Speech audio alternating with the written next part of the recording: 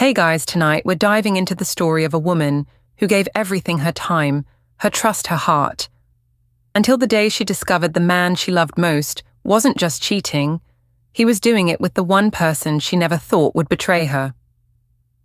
So, before you get comfortable, take a moment to like the video and subscribe, but only if you genuinely enjoy what I do here. Let me know where you're watching from and what time it is for you. Now, dim the lights, maybe turn on a fan for that soft background hum, and let's ease into tonight's journey together.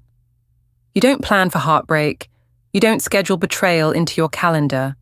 It just shows up.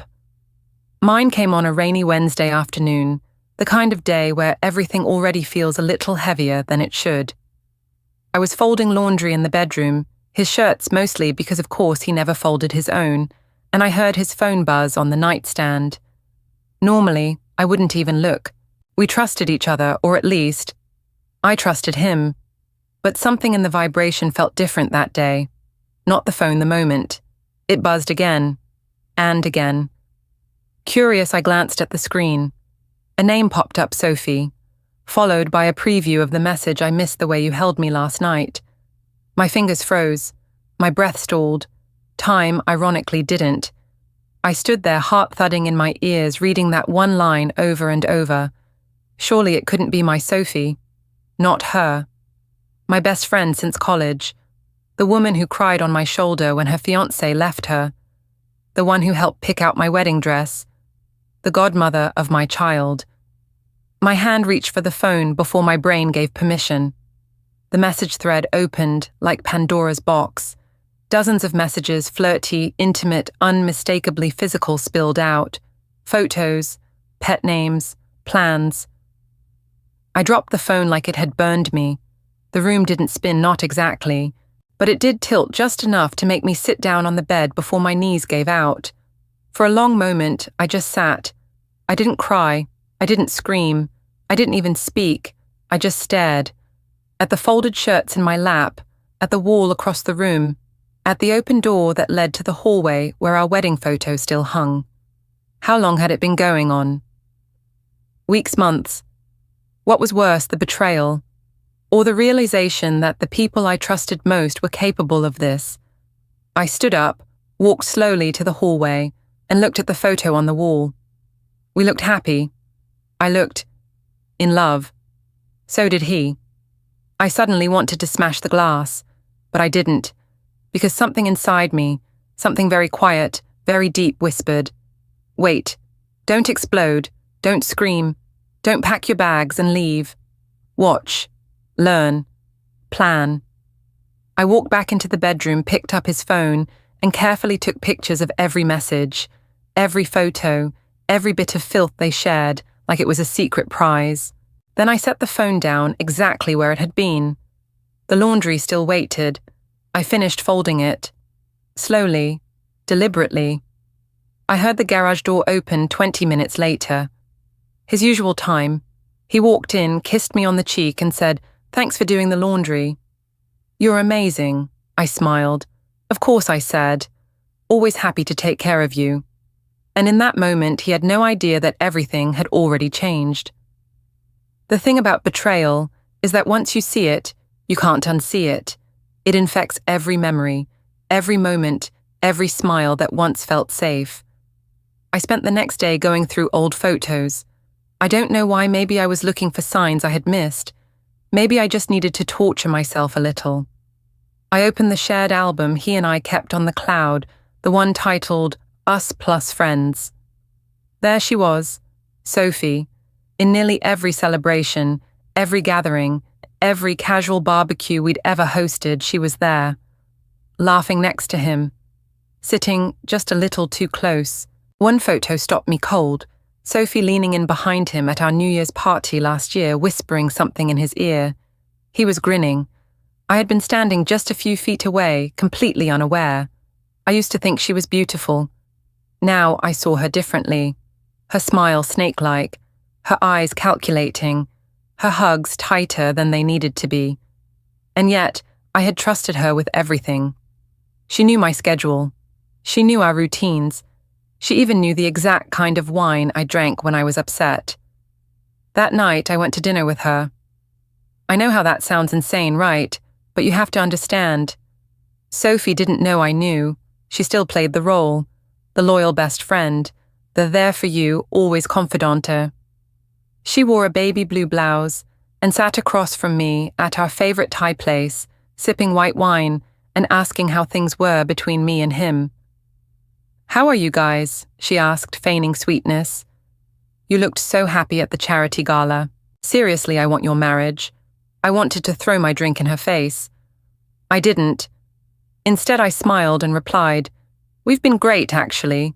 He's been so attentive lately. I feel lucky." She smiled a tight little thing like she didn't quite know where to put her emotions. Her eyes shifted just a little. "That's amazing," she said. "You deserve that." She picked at her salad. I noticed her left hand had faint scratch marks on the inside of her wrist. I recognized the pattern. His fingernails. I held my breath, then forced a laugh. "Anyway, tell me about your love life. You seeing anyone these days?" Sophie hesitated for a fraction of a second. Just a blink. But it was enough. "Not really," she lied. "Too busy with work, you know." The word work tasted bitter now. She worked at a real estate firm downtown. Sometimes she worked late. Now I wondered where exactly those hours had gone. I nodded, pretending to believe her pretending we were still us. But in my mind, the bridge between us was already burning. By the time dessert came, I had memorized her face again, not as my best friend, but as my target. Her small lies, her rehearsed empathy, the way she leaned forward just a bit when I talked about my husband. All of it formed a new picture, and I saw it clearly for the first time. They weren't just cheating. They were performing. They thought they were smarter than me. That night back at home, he was watching TV, scrolling his phone lazily. "How was dinner with Sophie?" he asked, not looking up. I smiled. "Oh, you know, same old Sophie, always there when I need her." He chuckled. "She really is the best." I nodded, walking behind the couch and placing my hand on his shoulder. "She is," I said softly. "She really, really is." He didn't flinch. He didn't even turn around. And that told me everything I needed to know. They say silence is strength. That stillness can be more dangerous than fury. I never understood that until now. The morning after dinner with Sophie, I woke up earlier than usual. He was still asleep, sprawled diagonally across the bed like he owned the air around him. His phone rested on the nightstand again, carelessly placed. Trusting. Naive. I didn't touch it. I didn't need to anymore. I had all the evidence I needed. But more than that, I needed him to believe that nothing had changed. I needed his guard down, his confidence up. Because people only make mistakes when they think they're safe. I made coffee. I made breakfast. I greeted him with a kiss. "You're up early," he mumbled groggy. "Just had some things on my mind." I smiled, sliding eggs onto his plate. He didn't ask what things. He never really did. That was his first mistake. That whole week I was perfect. The devoted wife. I asked about his day, laughed at his stories, massaged his shoulders while he played Call of Duty. Every moment was part of a new role I was learning to play, the woman who didn't know. He fell for it. He started texting more in front of me. He took longer showers and left his phone on the counter. He even started humming again when he thought I wasn't listening. Meanwhile, I became a detective. Not the kind with a trench coat and a magnifying glass, but the kind who remembered things. I started a secret notebook, just a plain black moleskin, where I wrote everything, times, places, outfits he wore, excuses he gave, how often Sophie stopped by to drop something off while I was out. I even wrote down license plate numbers of cars parked near our driveway for longer than they should have been. It was boring, and painful, and obsessive, but every detail was a brick in the foundation of something bigger. One night he mentioned casually, Sophie said she might stop by next weekend. "Wants to borrow your mixer." I sipped my tea. "That's fine," I said. "Tell her to let herself in if I'm not home." He smiled. "Cool. She's really been into baking lately. I smiled too. Yeah, she's good with her hands. He didn't catch it. He just kept scrolling on his phone. Later that week, I did something that made me hate myself. I watched them. Not for long. Just 10 minutes. I had pretended to leave the house, said I had an appointment across town. Instead, I parked 2 blocks away and walked back quiet as a ghost. Our bedroom blinds weren't fully closed. They didn't do anything too obvious. But they were there. Alone. Talking too closely. His hand brushed her back once. She touched his wrist like she'd done it 1,000 times. I didn't cry. I didn't run. I memorized it. Then I walked away. I sat in my car and breathed. In, out, in, out. I told myself, this isn't the worst day. This is just part of the journey. He doesn't know you know. She doesn't know either. That's your power. I started writing their story. As I saw it, 2 liars wrapped in delusion, too self-absorbed to notice the woman they were walking over had grown sharp edges. Pretending not to know was harder than I thought. It meant smiling at Sophie when she texted me, "Miss you, babe, let's do brunch soon." It meant laughing at my husband's lame jokes about work, even when my skin crawled from the sound of his voice. It meant going to bed next to him every night, knowing he might be texting her while I slept. But the more I faked it, the better I got. And the better I got, the closer I came to the version of me that didn't just want revenge. She needed it. Not out of pettiness, not even out of pain, but because some betrayals can't be answered with tears, only consequences. It's funny how clearly the past comes into focus when you finally know what to look for. In the weeks that followed, I became a historian of my own relationship. I went through every mental folder, every memory, and replayed them like a detective rewatching security footage. Only now the footage wasn't grainy. It was obvious. There was the time he missed my birthday dinner last year because something came up at work. I'd cried on the couch alone, nursing a half-melted slice of chocolate cake, while Sophie texted me, "I'm so sorry, babe. He doesn't deserve you." She had sent that message at 9:42 p.m. I remember because I'd stared at it for an hour.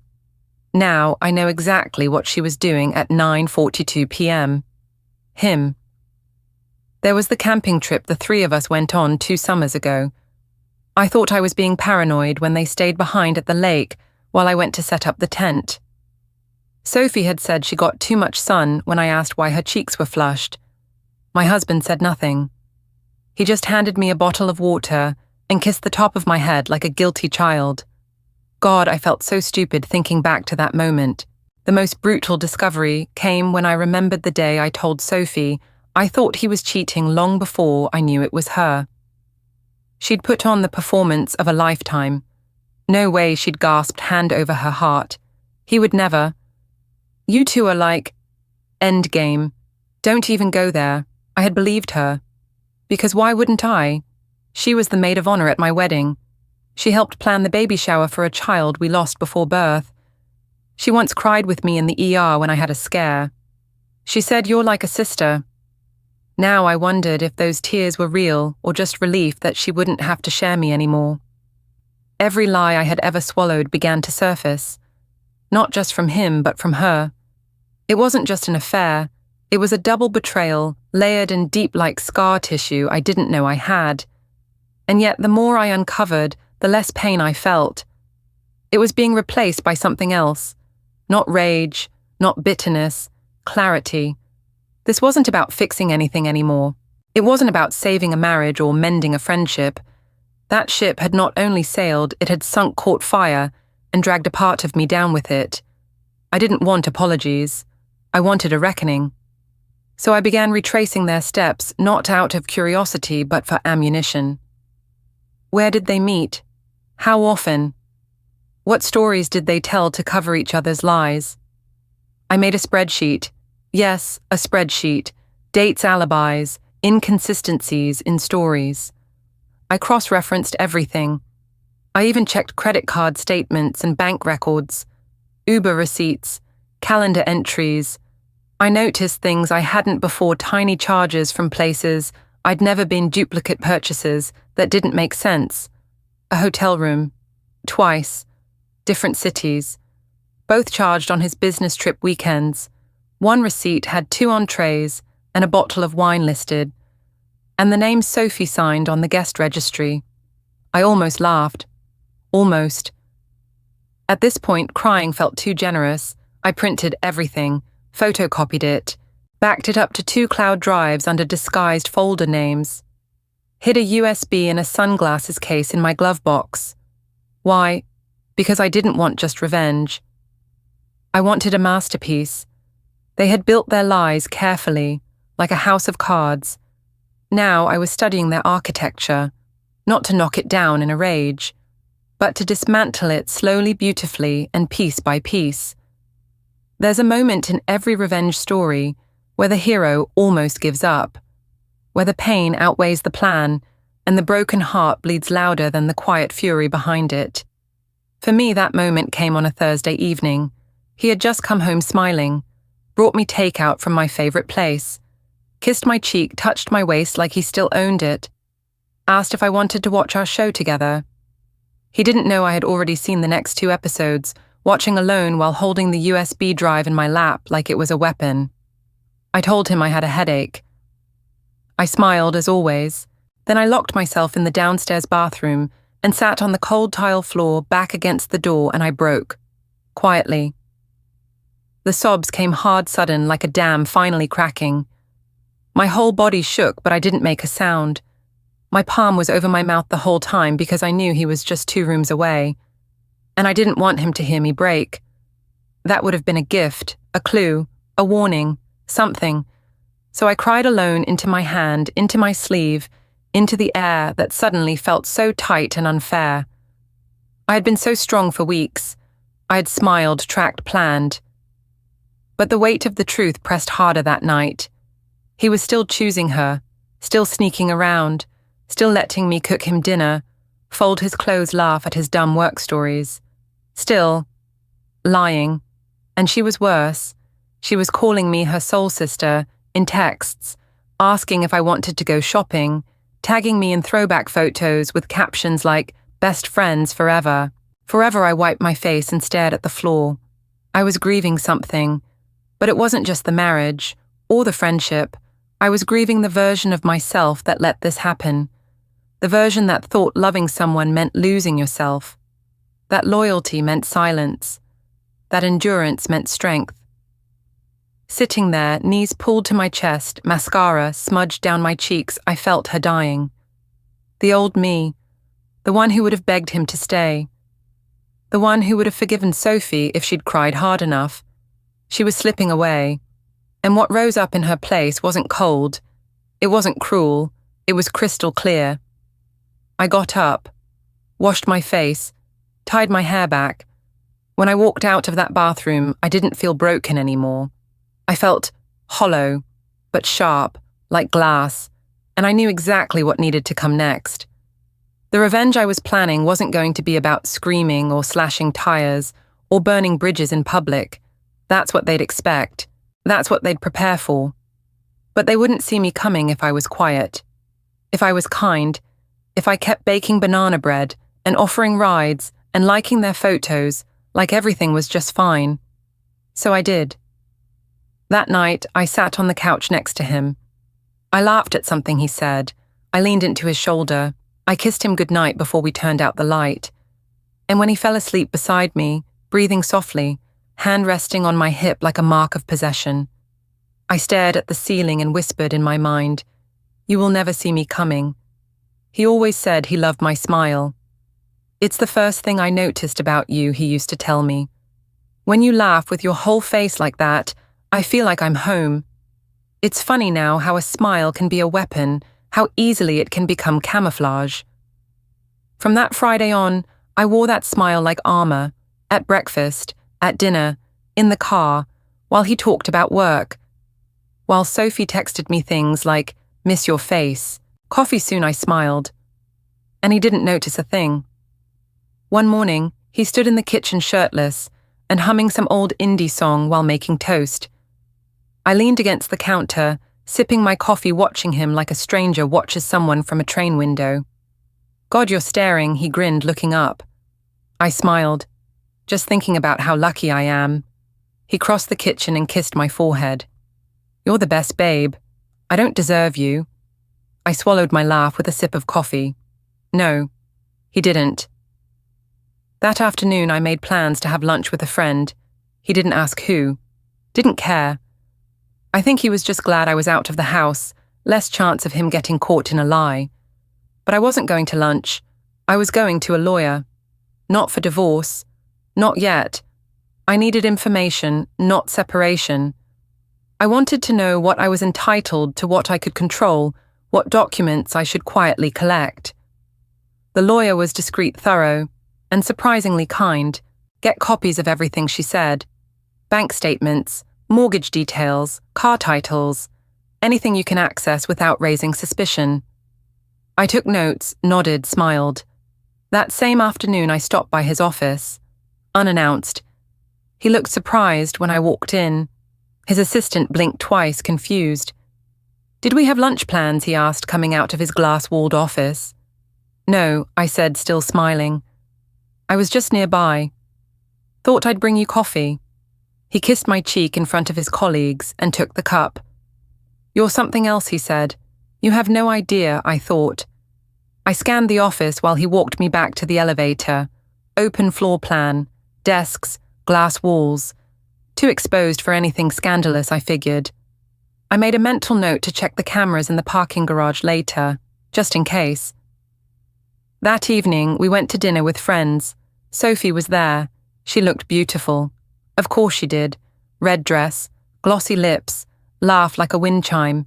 She hugged me when she arrived, arms tight, breathy voice in my ear. Missed you, babe. You too, I said, pulling back to look her in the eyes. You look amazing. Her eyes searched mine for something. Guilt, maybe, or suspicion. She found nothing. I made sure of it. Over appetizers, she leaned toward me and whispered, You and Adam are seriously couple goals. I swear. I touched her hand. You're such a good friend, Soph. I don't know what I'd do without you. She smiled. He smiled. And I smiled too. A smile so wide, so warm, so sincere, no one questioned it. But later that night, while Adam showered, and I sat alone in the bedroom, I looked at myself in the mirror and practiced that smile again. Only this time, I saw it for what it really was. Not love, not joy, not even forgiveness. It was strategy, and it was working.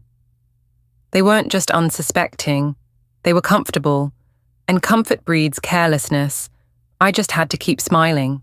There's a certain intimacy in financial records that people overlook. We think of cheating in terms of lipstick on collars or late-night texts, but money tells its own story, a story that's much harder to erase. One Saturday morning, Adam left for a golf trip with 2 of his college buddies. I knew for a fact they hadn't spoken in years. He packed his clubs and kissed me goodbye, like it was just another innocent weekend. As soon as the front door closed behind him, I opened my laptop. He had left his iPad on the coffee table. I'd seen his passcode months ago when he unlocked it at dinner, 0427 Sophie's birthday. I didn't feel rage anymore. I felt confirmation, like the universe was sending me nods that I was on the right path. The iPad unlocked instantly. I dug through email folders, cloud storage, and synced devices. Adam wasn't just messy in his morals. He was sloppy in his digital life too. It didn't take long to find the folder. It was labeled Projects 2023, hidden inside his iCloud drive. I expected spreadsheets or invoices, maybe documents from work. What I found instead was gold. There were hotel confirmations, Airbnb receipts, even a flight booking to Napa Valley that he'd never told me about. All listed under his name, but for 2 guests. I opened one folder and saw photos. Of them, in robes, in beds. One of her leaning against a balcony in lingerie, his hand clearly visible at the edge of the frame. I felt nothing. No pain. No heat in my chest. Just steel in my veins. I downloaded them all, zipped the folders, backed them up to multiple drives, one on my desktop, one in the cloud, one on a burner USB. I planned to keep in my office drawer at work. Then I clicked over to his banking app. He had it saved in his browser, auto login enabled. Stupid. So stupid. I went through 3 months of transactions, $350 dinners in restaurants we'd never visited, $1 and $200 a weekend getaway charges, $89 floral deliveries sent to an address that wasn't mine. I traced that address. It was Sophie's apartment. She wasn't just cheating with him, she was being funded by him. I screenshot everything, every detail. I even cross-referenced the purchases with the dates of his supposed work trips. It all aligned. One receipt had a note, "Happy birthday, baby. You deserve the world." April 27th. Again. This wasn't just infidelity. This was investment. And I was the idiot footing the real costs, emotionally, financially, spiritually. Until now. I opened a new folder, created a backup package I labeled confirmation, and sent it to an encrypted email address I created that morning. I added a simple note to myself: truth, evidence, power, don't act yet, not until they're blind. I spent the rest of the day going through tax returns, finding his hidden savings account, one I never knew existed. It wasn't much, just under $20,000, but it was enough to make a difference if someone knew how to weaponize it. And I was learning fast. I printed a copy of his last 3 bank statements and hid them in the bottom of my old piano bench under a pile of sheet music no one had touched in years. Then I cleaned the kitchen, I baked cookies, I called Sophie. "Hey babe," she answered cheerfully. "Missed you." I told her I was lonely with Adam out of town. Asked if she wanted to come by for wine and Netflix. Tonight, she chirped. "Of course, want me to bring anything?" "Just your guilt," I thought. "Nah," I said, "just yourself. Bring those cookies you love from that bakery downtown." She giggled. "Done." She came over at 7:30, smiling, wearing yoga pants and innocence. We sat on the couch, watched bad TV, gossiped, drank rosé. She looked me in the eye and said, "You and Adam are such a good couple. You're lucky, you know." I nodded slowly. "Yeah, I really am." She clinked her glass to mine. "To best friends." I smiled and toasted back. But in my head, I was already outlining a new folder, Stage 2 collapse. And Sophie. She was now part of the plan. There's a unique kind of thrill in watching someone lie to your face while you smile back knowing you're the one scripting their next move. Sophie didn't suspect a thing. She had no idea that her every word, every sip of wine, every casual brush of her hair behind her ear was being observed like a lab experiment. I didn't need cameras or wiretaps. I had her patterns memorized. She loved to talk, especially about herself. That was her flaw. So I let her. We met twice the following week, once for brunch, once for a mani-pedi appointment she insisted on booking as a treat. And both times she fed me little crumbs she thought were harmless. "Oh my God, Adam is just hilarious," she said once, casually sipping her iced coffee. "I still remember that dumb joke he told at your Christmas party." "Which one?" I asked sweetly. She laughed. "You know, the one about the lawyer and the goldfish. I did know it, because he told it that night in our bedroom after the guests had left. She shouldn't have known it. Unless she wasn't a guest, she was something else entirely." Each time we met, I nudged the conversation ever so gently, gathering more inconsistencies, watching her stumble through the web of her own ego. I asked her what she thought of Adam's new fitness routine. "Oh, he's working out again," she blinked. "Good for him, interesting. He'd told me Sophie encouraged it. Another crack." At the salon, I asked if she wanted to join me and Adam for dinner the following weekend. She hesitated just a beat too long before saying yes, her voice too chirpy. "You sure?" I asked. "Totally. Why wouldn't I be? Why indeed?" Back home, I wrote down every conversation in my journal. Every awkward pause, every detail she slipped knowingly, or not. Adam had a business dinner 2 nights later. Or so he said. I texted Sophie to come over. Told her I was bored. She showed up in record time, as if she hadn't been mid-scheme with my husband 10 minutes earlier. We drank red wine on the patio. Do you ever wonder, I asked, staring up at the stars, what you'd do if someone betrayed you? Sophie froze, just for a moment. What do you mean, she asked carefully. Like, a best friend? Or a partner? I said, swirling the wine in my glass. If they lied. Repeatedly. To your face. What would you do? She laughed, but it was too thin, too tight. Geez, dramatic much. You've been watching too many crime shows. I smiled and shrugged. Maybe.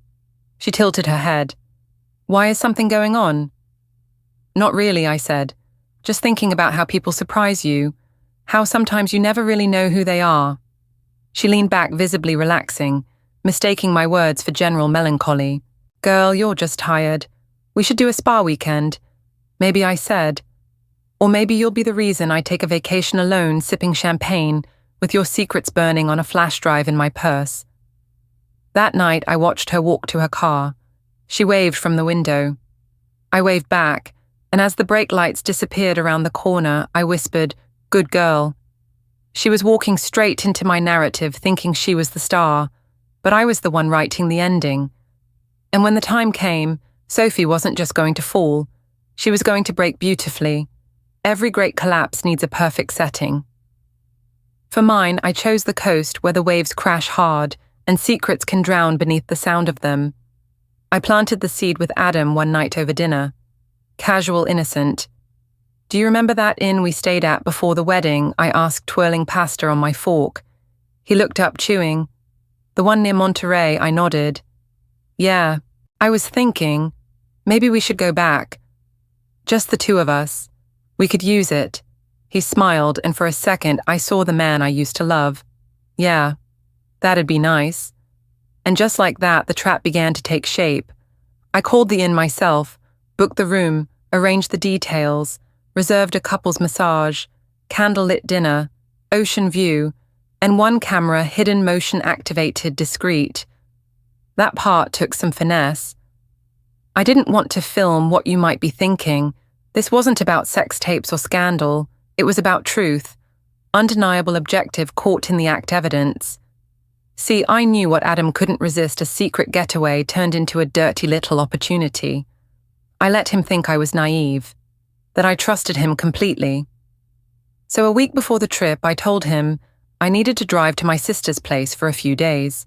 She was going through something, I said. He nodded, barely asking questions. That's fine. I'll catch up on work stuff here. I even left packed bags and all. But 2 hours later, I was back. Quiet as smoke. I parked in the empty lot near the inn, where no one would recognize my car. I slipped inside with a key I'd requested for early check-in. The room was untouched, clean, pristine. So I placed the small camera in the lamp base, another in the corner shelf behind the decorative vase. Both pointed toward the bed. Then I left. I waited. 3 days later, Adam told me he had a quick work conference out of town. I smiled on the phone. Oh, you'll be gone long. Just one night, maybe 2. Don't miss me too much. I told him I'd be busy. I told him I loved him. I told him I'd see him soon. He left that afternoon. At 6:42 p.m., the camera app on my phone sent me a motion notification. I watched live as Adam walked into the room, suitcase in hand. Alone. For a second, I almost doubted myself. Maybe he was here for work. Then, at 7:14 p.m., the door opened again. Sophie, wearing a sundress, carrying a bottle of wine. She jumped into his arms like a giddy teenager. They kissed, spun, laughed. I muted the audio. I didn't need it. I didn't need to see the rest either, but I watched anyway. Not out of pain. Not even out of hatred. Out of precision. The more I watched, the calmer I felt. This was no longer about catching them. They were already caught. This was documentation. This was control. The next morning they left together, walking out hand in hand. The camera caught Sophie looking directly into the mirror, once adjusting her lipstick. She looked happy. So did he.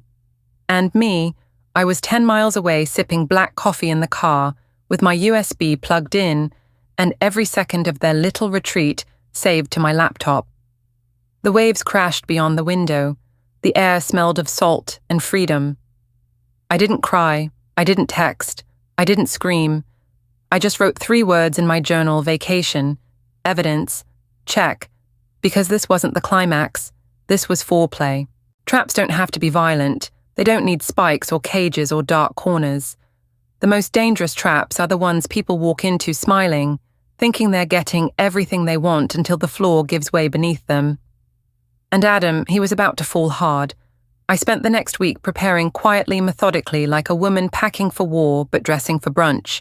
Smiles, dinners, even intimacy. I gave him everything he thought he had earned by being a good husband. He didn't realize he was performing for the last time.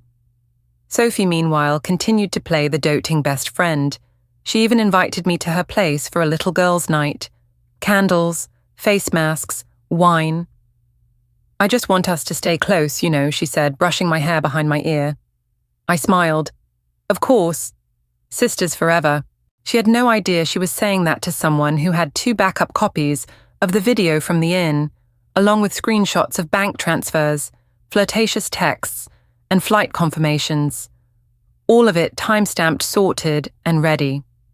The plan was simple. I was going to expose them not in a fit of rage, but with calm, brutal clarity. And I wasn't going to do it alone.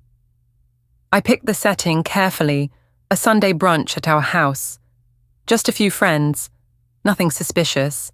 I invited Sophie, of course, and Adam, and 2 of our mutual friends, Mara and Jason, who'd been in our circle for years, trusted, level-headed, witnesses. "Let's catch up like the old days," I said cheerfully in our group chat. "It's been forever," everyone agreed. The night before, I couldn't sleep. Not because I was nervous, but because the anticipation felt electric. I double-checked everything. The flash drive with the video loaded. The financial records printed and highlighted. The screenshots sorted into a PDF presentation. Backup copies stored in a locked drawer at my office. My expression practiced in the mirror. Soft, controlled, calm. This wasn't going to be loud. It was going to be surgical. That Sunday, I wore white. Simple linen, no makeup except for a red lip clean focused. Adam noticed. "You look amazing," he said, kissing my neck in the kitchen while we prepped mimosa ingredients. "Thank you," I said. "It's a special day." Sophie arrived late, of course she did, dressed too perfectly, smiling just a little too wide. The moment she hugged me, I could smell him on her. Same cologne, same shampoo. We all sat at the table, laughed, toasted, shared stories. Then I tapped my glass with a fork. Lightly. Everyone looked. "Hey," I smiled. "Before we eat, I actually wanted to share something." I stood and reached for the remote. Clicked on the TV. A black screen lit up. Adam frowned. "What's this?" Sophie tilted her head, confused. "I've been working on a little personal documentary," I said, still smiling. "Something I call The People I Trusted Most." Jason laughed nervously. "That sounds intense." "It is," I said, and I pressed play. It started with the hotel video, muted but clear. Their embrace, their kiss, her dress, his hands. Adam froze. Sophie gasped. Mara covered her mouth. Jason blinked hard, confused. I didn't look at them. I kept my eyes on the screen. Then came the screenshots, the texts, the receipts. I had arranged them into a slow-scrolling slideshow, easy to read, impossible to deny. Sophie's hand shot across the table to the remote. I caught it mid-air. "Don't," I said softly. "We're just getting to the best part." Adam stood up. "What the hell is this?" "What it looks like," I replied. "Only in 1080p. He looked like someone had punched him in the throat. Red, shaking, silent. Sophie was crying, genuinely crying. "Please, this isn't this." "You're right," I said. "This isn't just an affair. It's a 2-year deception built on lies and cowardice. It's watching me cry about late periods and miscarriages while you 2 were busy playing house in hotels I paid for." Silence. No one moved. I turned off the TV. "You're both free to leave," I said quietly, "but not before everyone here sees exactly who you are." I walked out of the room. I didn't slam a door. I didn't scream. I just walked into the kitchen, poured myself a glass of water, and waited for the sound of chairs, scraping back keys, fumbling feet scurrying down the driveway. The trap had closed, and inside it were two people who'd mistaken my silence for stupidity. It was almost anticlimactic the way they left. No dramatic screams, no plates shattering, no apologies worth hearing. Just the quiet shuffle of shame, the awkward silence of exposure settling like fog over our perfect brunch. Sophie bolted first. She didn't even take her purse. She just fled. I watched through the kitchen window as she ran to her car, barefoot heels in hand, tears streaking her mascara. The engine stalled once before sputtering to life and peeling down the street. I didn't blink. Adam followed her, not immediately, but close behind like a man who's just remembered he left the stove on and is pretending it's not a fire. He didn't say a word. Not to me, not to Mara, not to Jason. He walked out the front door and didn't look back. The door closed behind him with a soft click. That sound, God, it was so satisfying, like punctuation at the end of a confession. I turned and faced my guests. Mara looked stunned, clutching her mimosa like it was her lifeline. Jason cleared his throat. "Holy sh," he started, then stopped. You planned this," I smiled and nodded once. Every frame. They didn't know whether to hug me or run. Mara finally stepped forward. "I don't even know what to say." "That was devastating and brilliant. Thank you," I said as calmly as if she'd complimented my new throw pillows. Jason raised his glass. "To being terrifying in the best way possible." We laughed, and that laugh that was the first real sound I'd made in months that didn't feel like a performance. When they left an hour later, they did so slowly, still processing the quiet carnage they'd just witnessed. I could tell they'd never see me the same way again, and that was fine, because I wasn't the same. I spent the rest of the day cleaning up, clearing plates, stacking dishes in the sink like it was any other Sunday. At one point, I found Sophie's purse on the floor near the door. I opened it. Nothing valuable. Just a cracked compact, a half-used lip balm, and a crumpled receipt from a boutique I had once introduced her to. I dropped it in a box with other things she'd left behind over the years. A scarf, a bracelet, a framed photo of the two of us at the beach. I didn't burn them. I didn't smash them. I just taped the box shut and wrote one word on the top in Sharpie returned. Adam, meanwhile, tried to call. 6 times that night. I didn't answer. He sent a string of texts. "We need to talk. I never meant to hurt you. I didn't know how to stop. You blindsided me." Blindsided him, I almost laughed. He had no idea I'd been working on this for months. That every date night, every cuddle session, every loving smile had been laced with quiet calculation. That the revenge he thought would be some dramatic blow-up had come in the form of spreadsheets, USB drives, and a slideshow that would haunt him forever. I saved his messages in a folder titled Post-Damage, because I still wasn't done. There was more to dismantle. His reputation, his job, his financial standing. But I wasn't rushing.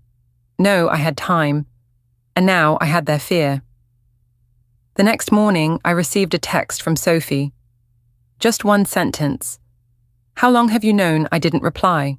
Instead, I forwarded it to myself from a burner email with the subject line, "Timeline confirmed." The evidence trail was complete.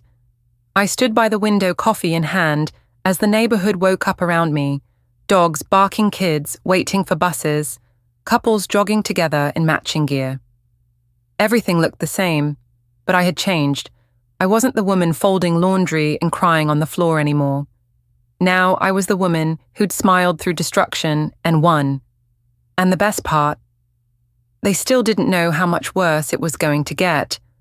Revenge doesn't end when the truth comes out. It begins there. The real beauty of justice isn't in the explosion, it's in the slow collapse. The way lies unravel thread by thread until there's nothing left to hide behind. And Adam's unraveling was just getting started. 2 days after the brunch, he showed up at my office, unannounced.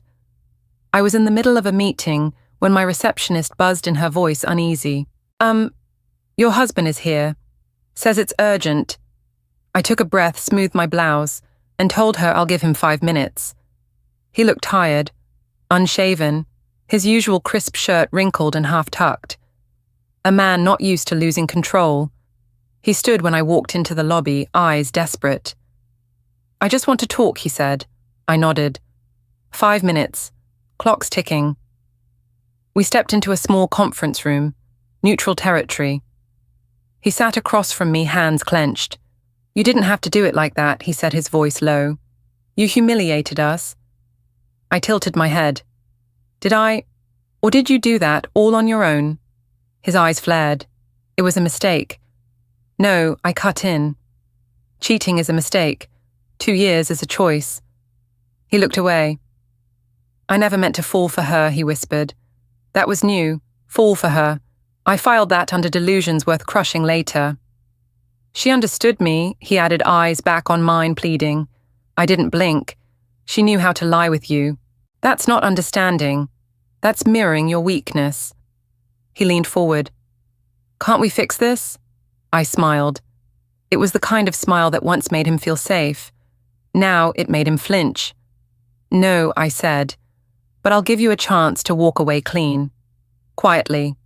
No court. No press. No ruined career. His eyes widened. What's the catch? You signed the divorce papers. Today. I keep the house. I keep the accounts. You don't contest a single term. In return, the footage stays private. He stared at me like I was someone he'd never met. Because I was. He stood. You're serious, I nodded. Deadly. He didn't argue. He just walked out. 3 hours later, his signature was on the dotted line. I sent a scanned copy to my lawyer. The original went in my fireproof safe. Then I turned my attention to Sophie. She was harder to reach. She'd vanished from social media, ghosted her friends. Rumors started to swirl about the Sunday brunch, about the video, about who she really was. But I knew where she worked, and I knew who her boss was, a woman I happened to have spoken with at a charity event months ago. The same woman who once told me I'd kill to find a reason to fire that girl. Her attitude is poison. I didn't have to do much. Just an anonymous envelope. Inside, printed screenshots, expense reports, a polite note that read, "Thought you'd want to know what she's been charging to the corporate card." By Friday, Sophie was out of a job. And by Monday, her apartment was listed on a roommate site. I didn't feel bad. This wasn't petty. It wasn't overkill. It was the consequence she never imagined coming. And as I sipped coffee on my back porch that morning, I realized something important. Revenge isn't always about fire and fury. Sometimes it's about building a mirror so perfect, so clear, that when they finally look into it, they can't look away. They see themselves for who they truly are. And that's the punishment they'll carry forever. I didn't plan on seeing Sophie again. After the job loss, the social ghosting, and the public humiliation, I figured she'd slither off quietly to start over somewhere new. Maybe change her name, dye her hair, pretend none of it happened. But shame is a strange thing. Sometimes it festers in silence. Sometimes it begs for closure. She called me on a Tuesday evening. Her name popped up on my phone, and for a moment I just stared at it. The last time I saw her name on my screen, it was next to messages she meant for Adam. Now it was a call. I let it ring 5 times before answering. I didn't say hello. She did. Hey, she stammered, voice small. I didn't think you'd pick up. I said nothing. I just wanted to talk, please. One time. That's all I ask. Where I asked flatly. She sounded stunned. Anywhere. Wherever you want. Coffee shop. The one near the park. 30 minutes. Be there or don't. Then I hung up. I didn't owe her warmth. I didn't owe her anything. But I went. Not because I wanted answers. I already had those. I went because I wanted to speak the truth to her face, not in rage, but with finality. She was already there when I arrived, sitting outside, no makeup, no heels, no armor, just Sophie, raw, human, shrinking. "Thank you for coming," she said, standing awkwardly. I sat, didn't offer a hug, didn't smile. She sat too, looked like she hadn't slept in days. "I'm sorry," she said immediately. "I know you don't care, but I am." I nodded slowly. "You're right, I don't care." Her eyes welled up. I never meant to fall for him. It started so stupid, just flirting. Then, you were busy, and I was lonely. And stop, I said. "You don't get to paint this like a sad movie." This wasn't weakness. This was betrayal. For 2 years. While I cried on your shoulder. While you watched me break and told me I was overreacting. She looked down.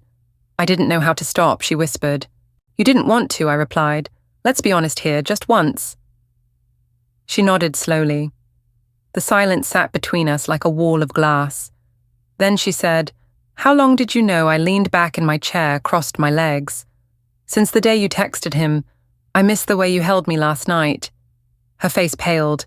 I continued, voice calm. "I saw the photos, the videos, the receipts, the lies. I smiled at you for months while you were lying to my face." Tears spilled over. "Why didn't you say anything?" I tilted my head. "Because I wasn't interested in forgiveness or confrontation. I was interested in making sure you never forgot what it feels like to destroy the wrong person." She stared at me, shaking. "You ruined everything," she whispered. "I lost my job, my friends. He won't even answer my calls now." I raised an eyebrow.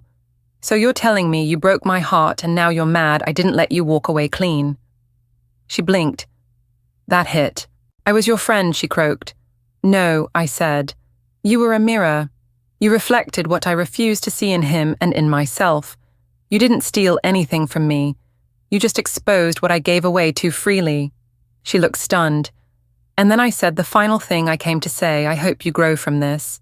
Truly. But I'm not going to help you do it. You don't get access to my healing. You're not welcome in it." I stood up, grabbed my purse, and looked at her one last time. "You will live. You'll start over. But every time you tell your story, make sure you remember this part. The part where you sat across from the woman you betrayed, and she didn't cry or scream or beg. She simply let you face yourself. Then I walked away. I didn't look back. Because for the first time in years, the past was behind me and it was staying there. I didn't hear from Adam again for a long time. After our divorce was finalized, he moved out of state. Someone told me he was living in a condo near Denver, working in a smaller firm trying to rebuild. I didn't check. I didn't care. He tried in the early weeks to send me letters. Handwritten. I burned them without reading a word. Closure isn't a conversation. It's not a dramatic showdown in the rain or a last-minute confession that makes everything make sense. It's a choice, a quiet one sometimes. The decision to stop picking at the wound and let it scar over, even if it leaves a mark you'll carry forever. My mark reminded me of who I'd become. I started over too. Not in a dramatic way, no new city or wild haircut or reckless rebound. No. I reclaimed my life in subtler ways. I repainted the house. I redecorated the bedroom. I donated the old throw pillows Sophie once gifted me. I started cooking meals for myself, just me, and eating them at the table slowly, without anyone else to clean up after. One weekend, I drove to the same coastal inn where I'd set the trap, this time alone. I walked the same path, slept in a different room, stared at the ocean with a calm I hadn't felt in years, and I forgave myself for missing the signs, for loving too hard, for staying too long. That kind of healing doesn't come from revenge, it comes from truth. The truth was, I had loved deeply, I had trusted fully, and I had survived. Sophie texted me one more time a month later. "Just wanted you to know I'm leaving the city. I'm sorry for everything. I really mean that." I didn't respond. Not out of cruelty, out of peace. There are people whose apologies aren't bridges, just exit signs. And that was enough. I sold my engagement ring a few weeks later. Used the money to take a trip through Europe. Italy mostly. Florence in the fall is magic. I ate pasta at midnight and drank wine by the river and watched strangers dance in piazzas with music I didn't recognize. Nobody there knew my story. Nobody looked at me with pity. They just saw a woman alone, and that to me felt like freedom. The last photo I ever kept of Adam and me was one from our honeymoon. We were on a balcony in Santorini, smiling, sunburned, drunk on wine and hope. For years I couldn't bring myself to delete it. But one night back home, I scrolled through my gallery, found the photo, and finally tapped delete. The screen asked, "Are you sure you want to permanently remove this item?" I smiled. Yes, I was, because saying goodbye doesn't always need witnesses. Sometimes the most powerful closure is the one you give to yourself quietly, finally, and without asking anyone else's permission. You think the world will collapse when a love ends. You imagine silence so loud it breaks things, a loneliness that suffocates. But what they don't tell you is that when the wrong people leave your life, everything gets quieter in the best way. There were mornings early on when I still expected his voice, when I'd reach for coffee mugs in pairs, automatically setting 2 places at the table. Habit is stubborn like that, but those moments passed, slowly, kindly, and in their place grew something else, space to move, to think, to exist without performance, to choose who I was going to be next. I didn't become that woman who got cheated on. I became the woman who chose herself, who didn't scream, didn't beg, didn't break. The woman who smiled through the chaos and kept building something better behind the scenes. People sometimes ask how I stayed so calm, how I planned revenge so precise, so quiet, so effective. The truth, I didn't want to destroy him. I wanted him to live with himself. That was the real consequence. See, someone like Adam doesn't change. He rebrands, repackages, but deep down, he'll always be haunted by the one woman he couldn't lie to, the one who smiled and dismantled him piece by piece. And Sophie, she'll tell her version of the story someday. Maybe she already has. Maybe in her version she's the victim, the misunderstood, the lonely girl who made a mistake. I don't care. Her voice is no longer part of my story, because the real plot twist isn't the betrayal. It's the rebuild. I bought myself a new ring last month. Not for vanity, not for show. A simple band-thin gold engraved on the inside. She didn't break. It's a promise I made to myself, that no one will ever get to define me by how I was hurt, only by how I rose. Now I wake up when I want. I dance in my kitchen without shame. I wear red lipstick on Mondays just because I can. And I laugh, fully, loudly, without checking to see who's watching. Closure isn't a destination, it's a decision. It's looking at your past and saying, "Thank you for the lesson. Now stay there." It's forgiving yourself for not seeing it sooner. It's realizing the final chapter isn't revenge, it's freedom. So if you've made it all the way here, I hope you're breathing easier now. Maybe your eyes are a little heavy. Maybe your thoughts have settled, or maybe you're still thinking about the quiet ways we reclaim our power. Whatever it is, let it sit gently with you. Know that heartbreak doesn't get to define your forever. Betrayal doesn't write your whole story. You do. You write it in the way you carry yourself forward, in the way you speak to yourself kindly after the storm, in the way you refuse to let someone else's lies dim your truth. And if you've ever loved someone who didn't deserve it, if you've ever trusted someone who turned that trust into a weapon, know this. You are not foolish. You are not weak. You are not broken. You are wiser now. You are rebuilding. And the new version of you, she's stronger than you've ever known. So take a deep breath. Exhale what doesn't serve you. Let the silence hold you like a warm blanket. Let sleep come softly. Let tomorrow be yours, because you've earned it. And somewhere inside, you already know she didn't break.